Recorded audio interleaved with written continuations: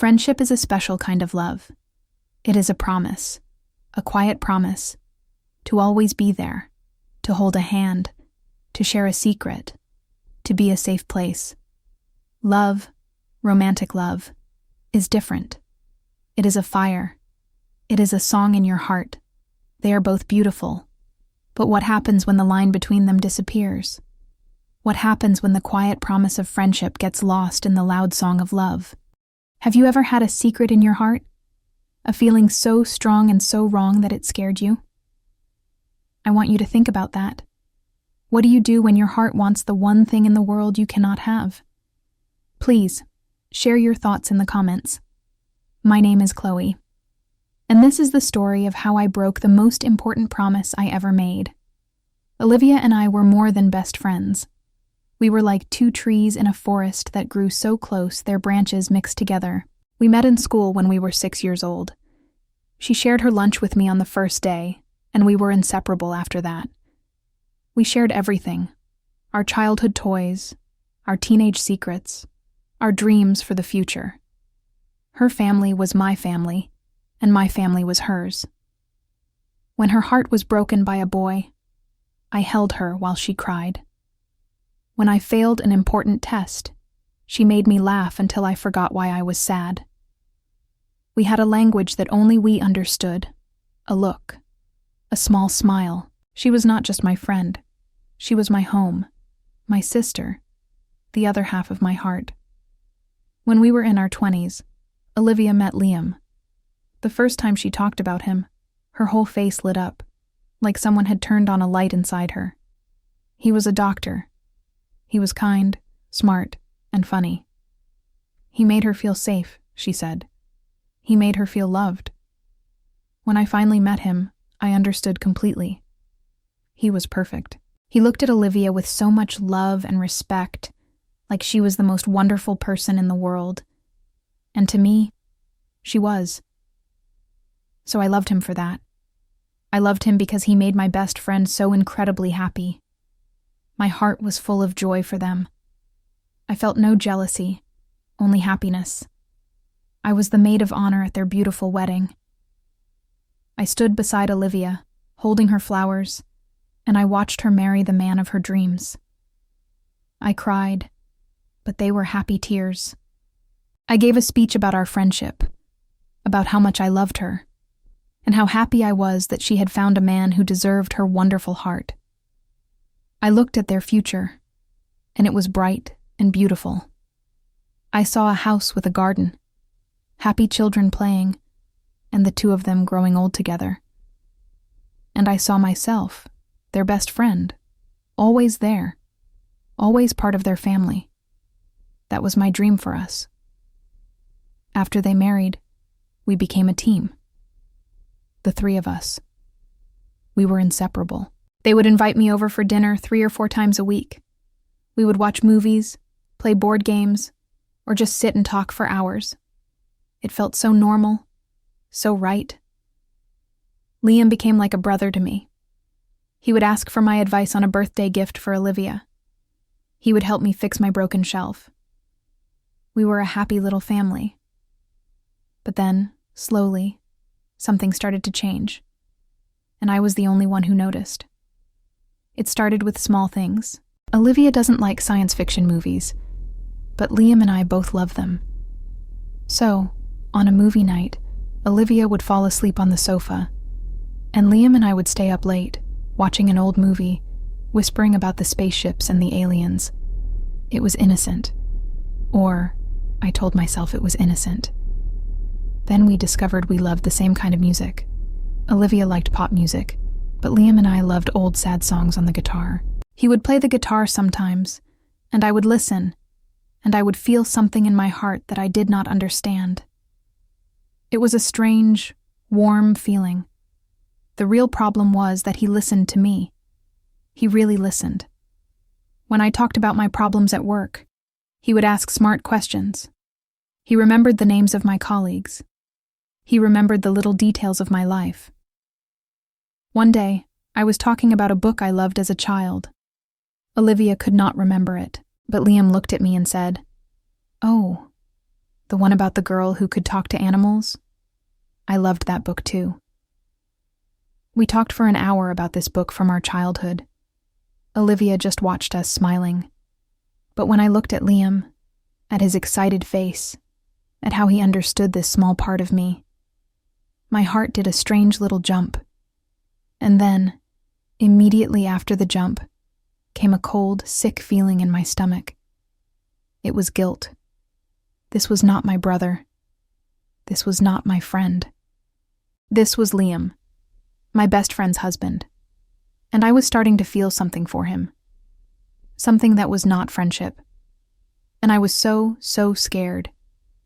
After that day, my life became a secret. A secret I had to keep from the most important person in the world to me. The guilt was a heavy coat that I wore every single moment. When I was with Olivia and Liam, I felt like an actor in a play.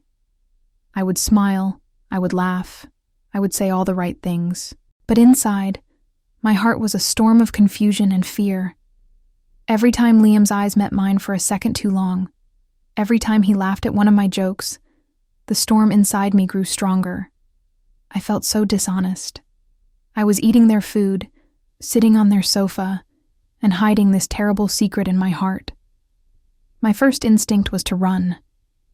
I decided I needed distance. I started to make excuses. When Olivia called and invited me for dinner, I would say I had to work late. When she asked me to go for a walk on the weekend, I would say I was not feeling well. Each lie felt like a small betrayal. Each lie was a little brick I was placing in a wall between me and my best friend. I thought that if I did not see him, the feelings would go away. I thought my heart would forget. I was wrong. The feelings did not go away. They just grew stronger in the silence, in the distance. And my distance hurt Olivia. Of course it did. She knew me. She could feel that something was wrong. One afternoon she called me, and I could hear the tears in her voice.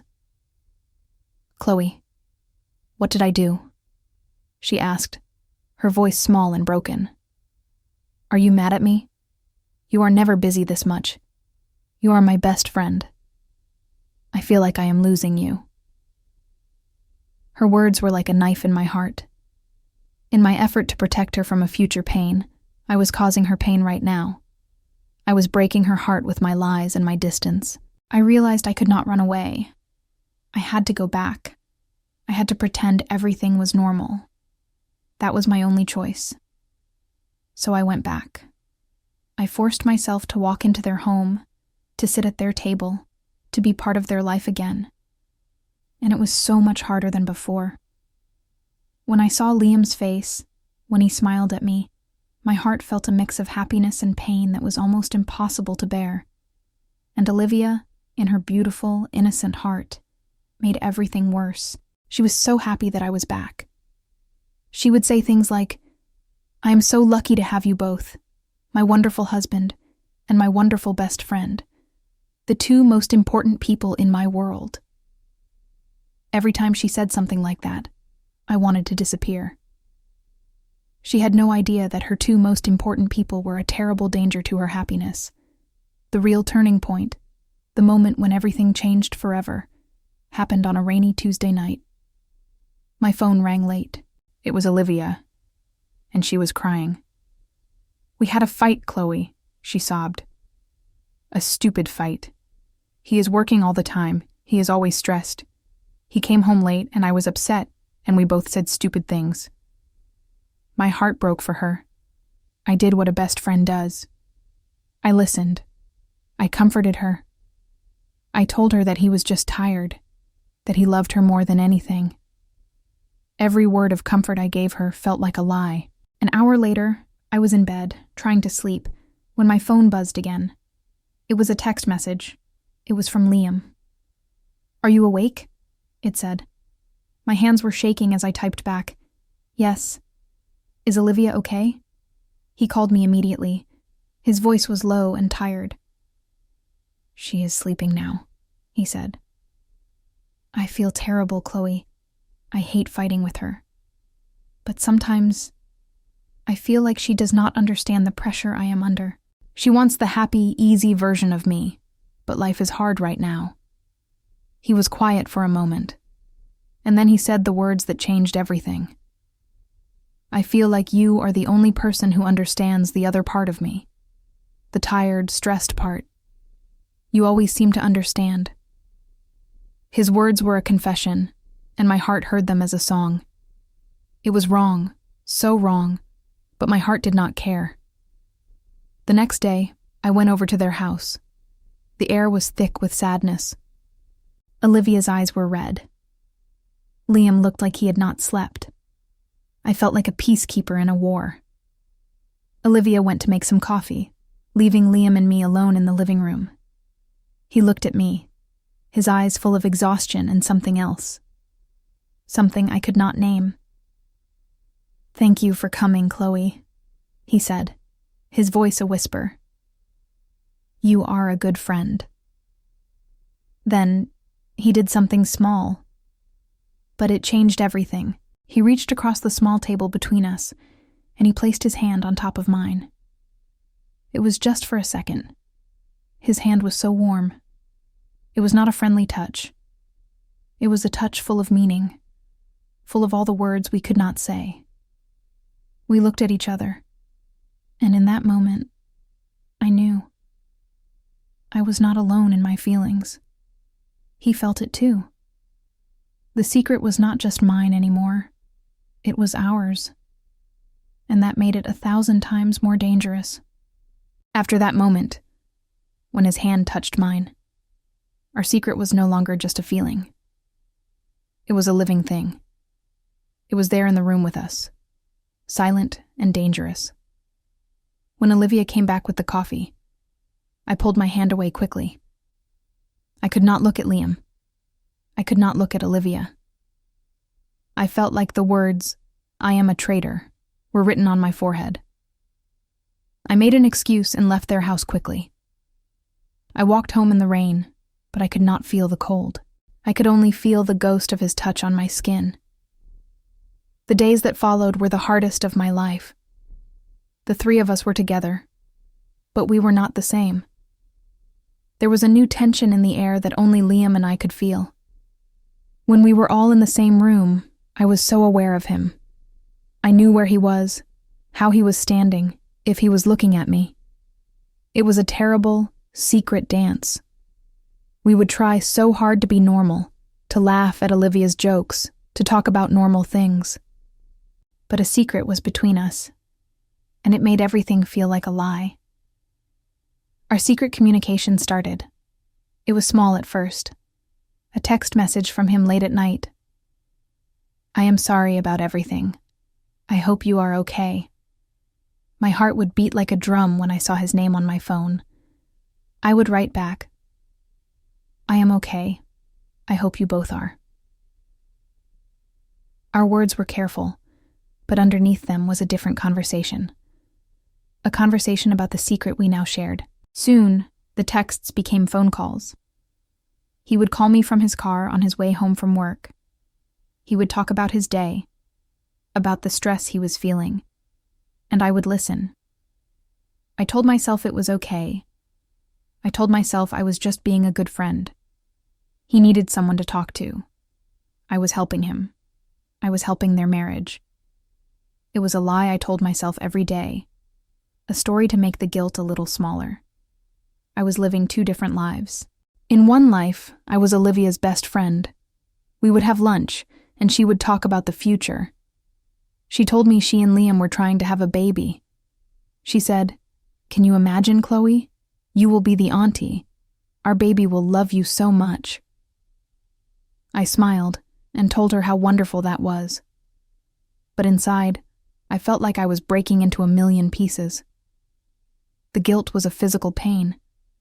She was dreaming of a beautiful future, and I was part of a secret that could destroy it all. In my other life, my secret life, I would wait for my phone to ring. I would wait to hear his voice. He made me feel seen. He made me feel understood. That feeling was like a drug. I knew it was wrong. I knew it was poison. But I could not stop. One afternoon, he called me. His voice was different. It was urgent.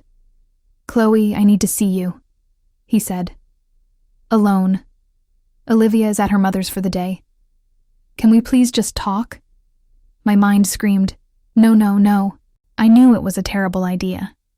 I knew it was a line we should not cross. But my heart said, yes. I could not say no to him. I was too weak. We agreed to meet at a small park, far away from our neighborhood, a place where no one would know us. When I saw him waiting for me on the park bench, my heart ached. He was not just Olivia's husband anymore. He was the person who understood my soul. He looked so sad, so lost. We walked on a quiet path, surrounded by trees. For a long time, we did not speak. Then, he stopped and turned to face me. "I cannot live like this anymore, Chloe," he said, his voice full of pain. "Pretending. Lying. Every time I look at Olivia, I feel like a monster. But every time I think about you, I feel like I can breathe." He took a step closer. "I think I am falling in love with you, Chloe." Those were the words I was so afraid to hear. They were the words my secret heart was desperate to hear. Everything in me screamed to run, to tell him this was wrong, to save our world from breaking. But I could not move. I just looked into his sad eyes, and he saw the answer in mine. He saw that I felt the same way. He slowly lifted his hand and touched my face. His touch was so gentle, and then he leaned in and he kissed me. The kiss was everything I secretly wanted, and it was everything I knew was wrong. It was soft and sad and full of a desperate, impossible feeling. When it ended, we just stood there, under the quiet trees. The reality of what we had done crashed down on me. We had crossed the line. This was not just a feeling anymore. This was a betrayal. This was real. I whispered her name, Olivia. The sound of her name was like a stone in my throat. I looked at Liam, at the man I loved, the husband of my best friend, and I knew that our lives were now broken. We had chosen a moment of connection for ourselves, but the price was going to be everything. The kiss in the park was not an ending. It was the beginning of the end. After that moment, the world felt different. The colors were darker. The air was heavier. We had crossed a line, and we both knew there was no going back. We stood there, full of a terrible shared knowledge. We had betrayed Olivia. We had broken the most sacred rule of love and friendship. The passion of the moment was quickly replaced by a cold wave of panic and shame. "What are we going to do?" I whispered. Liam had no answer. He just looked at me with eyes full of fear. We decided to do the worst thing we could do. We decided to hide it. We promised each other it would never happen again, and we walked away from that park like two criminals walking away from a crime. But a secret like ours cannot be hidden for long. It is a poison. It contaminates everything. I could not look Olivia in the eye anymore. When she hugged me, I felt like my whole body was a lie. When she talked about her future with Liam, I had to fight the urge to run out of the room. I was a ghost, haunting the edges of my own life. My guilt was so heavy, I could barely sleep or eat. I was always nervous, always looking over my shoulder. Olivia is not stupid. She was my best friend. She knew my heart better than I did. She saw the change in me. She saw the sadness in my eyes, the way I could not be happy or relaxed around her and Liam anymore. She started to ask questions. "Chloe, what's wrong? You seem so distant. You can tell me anything, you know that." Every kind word from her was another turn of the knife in my heart. She tried so hard to reach me, and I kept building walls. The end came on a normal Saturday afternoon. The three of us were supposed to watch a movie at their house. I was feeling sick with guilt, and I sent a text to Liam. "I can't do this anymore. This secret is killing me. We have to stop pretending. I thought my message was a secret. I did not know that Olivia was using Liam's phone at that exact moment to look up a recipe. She saw my name. She saw my words. I walked into their house a few minutes later. The movie was not on. The lights were low. Olivia was sitting alone on the sofa. Liam was standing by the window, his back to the room. Olivia looked at me. Her face was white, and her eyes, her beautiful, kind eyes, were full of a pain I had never seen before. She was holding the phone. "What secret, Chloe?" she asked, her voice a dead, quiet whisper. "What secret is killing you?" And in that moment, the whole world fell apart. I could not lie anymore. I started to cry. Horrible, ugly sobs. I fell to my knees. "I'm sorry," I cried over and over again. "I am so, so sorry, Olivia." She did not need me to say the words. She looked from my crying face to her husband's back, and she knew. The truth was there, in the terrible silence of the room. I saw a decade of friendship, a lifetime of love and trust, turn to dust in her eyes. "Get out," she whispered. Her voice was not loud, but it was the most violent sound I have ever heard. "Get out of my house, and never ever speak to me again." And that was the last time I ever spoke to my best friend. I lost her in that moment. I lost my home, my sister, the other half of my heart. I later heard that she and Liam tried to fix their marriage, but it was impossible. The trust was gone. They got divorced a year later. Liam moved to a different city. I never spoke to him again either. Our love, the feeling that felt so powerful and real, could not survive the light. It was a love born in darkness and betrayal, and it died there, too. We destroyed everything for a feeling that was not strong enough to build a future. It has been 5 years now. I live a quiet life. I have a new job, a new apartment. But I am still broken in many ways. I live with the ghost of my friendship. I live with the memory of the pain in Olivia's eyes. I fell in love with my best friend's husband, and in the end, I lost them both, and I lost myself. I learned the hardest lesson of all. Some choices break more than just your own heart. They break the world, and you can never, ever put the pieces back together again. If my story has given you something to think about, please show your support with a like. Is it ever okay to break a promise for love? Share your opinion in the comments below. For more stories that help you learn English with real emotions, please follow our channel. Thank you for listening to my story.